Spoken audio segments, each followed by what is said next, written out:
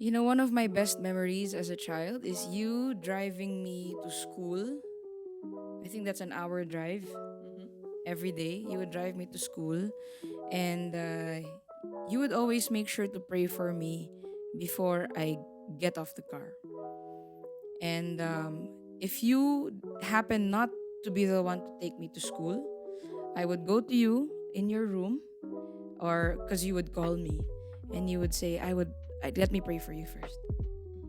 Just how important is praying for your children. The best thing that we parents can give our children is to declare blessings to them. You know, there's life and death in the power of the tongue, and that is in the scriptures.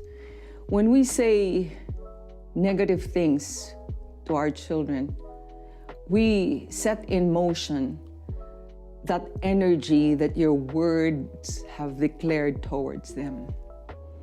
And so, even when they have done something that displeases you, we cannot say things that we cannot retract.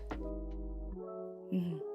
And so, the best thing that I could give my children, even when they were going astray, is to pray. Because we have God who hears the prayers of all his children, and he answers them. And so, you know, what I do is I pray for my children, that I pray blessing for them, that they will have the joy of the Lord, that even when they go through trials, they will go through it with the help of God. Because when we point our children to God, they will not be doing things on their own accord, because doing things as human being, we make mistakes, and there are things that we cannot do on our own. But with God, all things are possible, and he knows, he's sovereign. He knows what's best for us. He knows what's best for our children. You know, even when I don't feel well, or I'm in the middle of my sleep because I had sleepless night, my daughter would make sure that she will wake me up and say, "Mama, can you pray for me?" So what I would do, even when my eyes are closed, I would just lay hands on her head, and I would just declare her blessed, and things that I want good to happen to her. I do the same thing with my son when we have our video call. I declare them blessed. And that's the power of prayer. That's the reason why, you know, growing up, Kuya and I we're always used to asking for prayers from you. Whenever whatever we're going through, whether we're sad or something bad happened to us, we know the value of prayer because you've instilled that in us at a very young age. In fact, you know, when I was small, I would always like nice things, especially nice shoes and Expensive shoes. expensive shoes.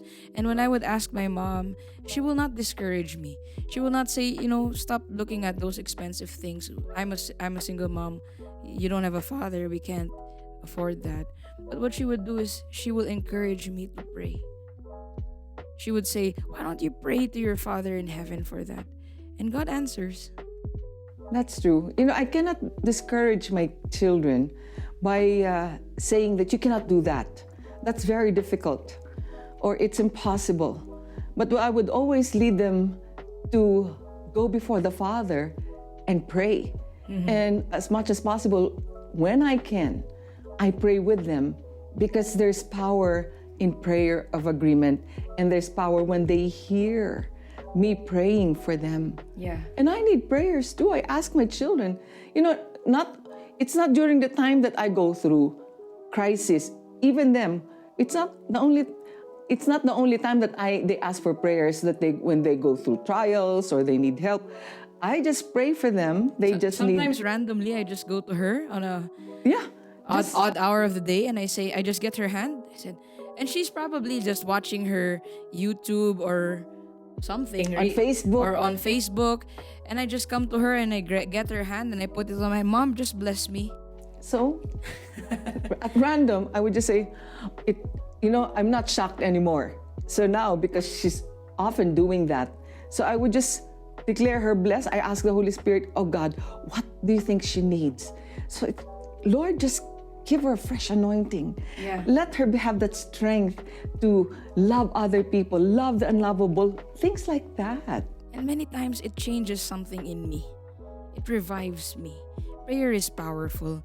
And it's not just the parents praying for the children in front of them, but it's also their private prayers when the children are not there.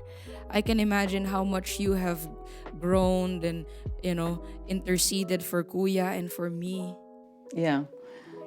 And even when they're sleeping, sometimes I just walk near them and just whisper a prayer. Sometimes I just touch their head and I just pray for them. There's this little girl here in Nepal.